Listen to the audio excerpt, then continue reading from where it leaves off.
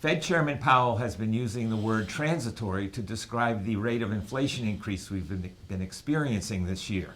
On Tuesday, he backed away from the phrase, which he said had become unnecessarily confusing. And I quote, "It's probably a good time to retire that word and explain more clearly what we mean.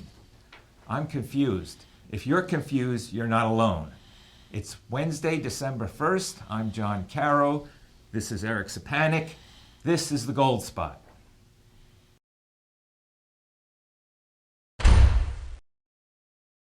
Eric, what does all this mean? Why are we having language changes in the middle of a crisis? Well, it means that everything that we've been talking about for the past almost 12 months now is 100% correct. I don't believe at any given point in time that Jerome Powell thought this was transitory. I think this was more or less, for lack of a better word, a lie. Just to try to ease the concerns that everyone had from printing all this money, handing it all out for free, and then bringing in on top of all of these welfare state programs that we have, making sure that we up the ante a little bit and threw over a $1 trillion infrastructure bill on top of all of this. Not to mention that this is just the beginning stages of all this. I mean, the long term here is to really try to create a state where as though everything is being handed out, and that is truly the direction here that we're seeing here. It's more modern monetary theory, as we've been talking about, and now we're feeling those inflationary pressures. And one of the interesting things, like we were talking about, the things that everyone notices the most, food and gas, is not included in the inflation numbers and the cost of living numbers that they put out. The price of gas alone has gone up 20% in the last year. Not in the numbers. We're just experiencing what you get when the central planners interfere with the free market. You've heard this in the past. You've had some examples. Well, I do have an example. One thing that I could say is, one thing that I always like watching the comments that come into the company, and I saw a few people that had made mention from when Tim Murphy, one of our brokers here, was talking about our projections and other experts' projections, saying $3,000 gold could be in the horizon, saying, well, I can't imagine it going that high. Well, I'll never forget before the actual housing crash when I was brokering, I had one person that was a skeptic that said that there was no way, and you'd be out of your mind, to ever invest in gold at $500 an ounce.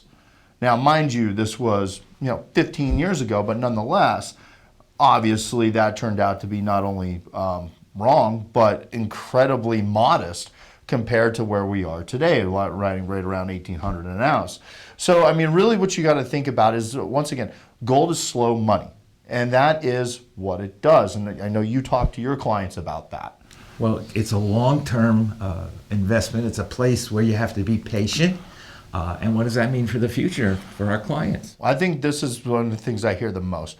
People say, hey, why hasn't gold gone up more now? It's the number one thing I hear from friends, family, anyone that knows me personally will usually ask me that question.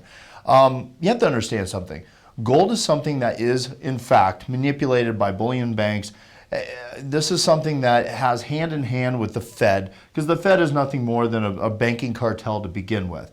If you let gold prices go soaring, that shows that your currency has become absolutely weak. If you rock the confidence of the US dollar, the dollar would fail inevitably.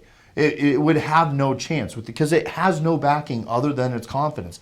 That's it.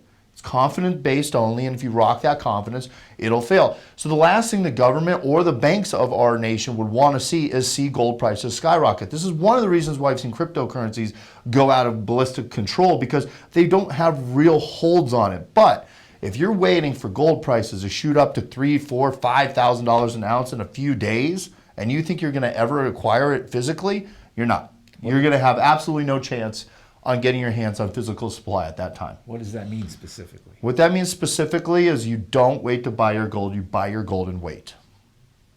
Okay. And that's it for us today.